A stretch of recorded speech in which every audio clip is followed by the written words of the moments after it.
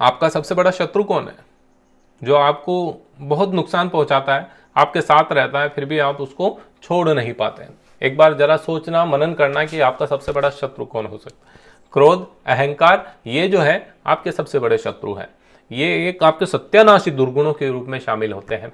आइए साथियों, प्रसंग की शुरुआत करें। उससे पहले माँ आदिशक्ति वेद माता और परम पूज्य गुरुदेव के श्री चरणों में दंडवत प्रणाम करते हुए गुरु सत्ता की दिव्य उपस्थिति में माँ आदिशक्ति वेद माता का महामंत्र उच्चारण करेंगे। ओम भूर्भुवः स्वः तत्सवितुर्वरेण्यं भर्गो देवस्य धीमहि धियो यो नः प्रचोदयात्। प्रिय सज्जनों, परम पूज्य गुरुदेव बतलाते हैं कि अहंकार का नाश करने का परमात्मा सदा प्रयत्न करते रहते हैं, क्योंकि यही दुर्गुण भव बंधनों में जीव को बांधे रहने में सबसे कड़ी लोह श्रृंखला का काम करता है। अहंकार को ही असुरता का प्रतीक माना गया है। अहंकारी ही महत्वाकांक्षाएं संसार के लिए एक विपत्ति ही सिद्ध होती है। उदाहरण के तौर पर सिकंदर, तैमूरलंग, नादिर शाह, औरंगजेब, नेपोलियन, ये सब लोग क्या थे? अहंकारी थे। अपनी जिद को पूरा करना चाहते थे और अपनी जिद को पूरा करने के चक्कर में कितना खून खराबा किया, कितना विध्वंस किया। नतीजा क्या निकला? एक दिन इनको भी मिट्टी में मिल जाना पड़ा। पंचभूतों से बनी ये काया मिट्टी में मिल जानी है। तुम्हें ईश्वर ने बनाया है, वापस ईश्वर के पास जाना है। अब ईश्वर ने किस उद्देश्य से आपका निर्माण किया, किस उद्देश्य को आपने पूर्ण किया और ईश्वर के दरबार में जाकर क्या हाजिरी लगाते हो, वो आपके ऊपर निर्भर करेगा। गुरुदेव बतलाते हैं कि इन लोगों ने अपने अहंकार में न जाने जनता को कितना संत्रस्त किया, इतना प्रताड़ित किया जिसकी कोई हद नहीं। इसका रोमांचकारी चित्र इतिहास के हर विद्यार्थी को याद है। अहंकार का मार्ग हर मनुष्य को इसी दिशा में ले जाता है। जितनी उसकी क्षमता और परिस्थिति होती है, उसी अनुपात से वह विपत्ति का कारण बनता जाता है। गुरुदेव बतलाते हैं कि सफलताएं प्राप्त करने का हम प्रयत्न करें, पर यह न भूलें कि उसके साथ फूल में कांटे की तरह जो अहंकार छिपा रहता है, उसका आक्रमण अपने ऊपर ना हो जाए। हर सफलता के लिए हमें अपने सहयोगियों और मार्गदर्शकों का कृतज्ञ होना चाहिए। ईश्वर को सच्चे हृदय से धन्यवाद देना चाहिए कि उसकी अनुकंपा से ही इतना श्रेय प्राप्त हो सका।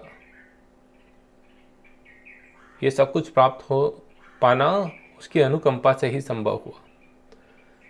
किंतु तुच्छताओं को भी भूल न जाना चाहिए। एक ही झटके में जब बड़े बड़े किले चूर चूर हो जाते हैं, तो बेचारे तुच्छ मनुष्य की बिसात ही कितनी है। मनुष्य को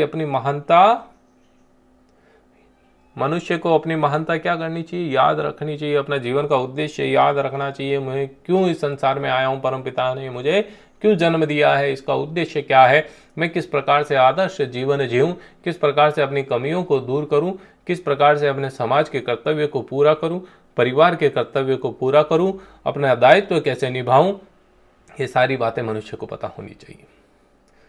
समाज की तो छोड़ो, आज के समय में बच्चे जो हैं अपने माँ बाप की तक नहीं सुन रहे, माँ बाप का आदर सत्कार तक नहीं करते, माँ बाप को जो है वृद्धाश्रम में जीवन यापन करना पड़ रहा है। अरे ऐसी कैसी प्रगति है तुम्हारी?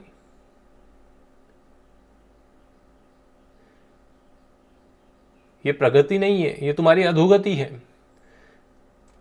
सुख संपत्ति कहां से मिलती है? जब परिवार में आप दिन भर मेहनत करके शाम के समय में परिवार के सदस्यों के साथ बैठकर एक साथ भोजन का निवाला खाए और बाद में मंत्रणा करे, चर्चाएं करे, बातें करे, वही तो सुख का आनंद है।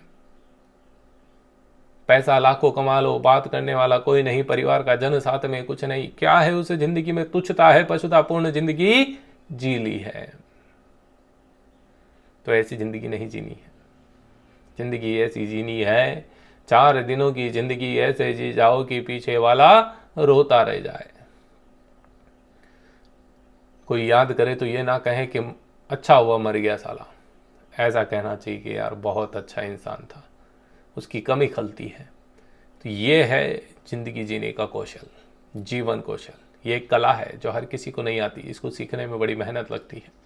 जिसने इसको सीख लिया उसको ज़िंदगी के हर क्षण, हर परिस्थिति में खुशी का अनुभव होता है, आनंद का अनुभव होता है। प्रिय सज्जनों, उम्मीद करूंगा कि इस प्रसंग को आपने आत्मसात किया होगा और परम पूज्य गुरुदेव का स्मरण करते हुए नीचे कमेंट बॉक्स में जय श्री राम अवश्य लिखें। अपनी भाव संवेदनाएं जरूर प्रकट करें।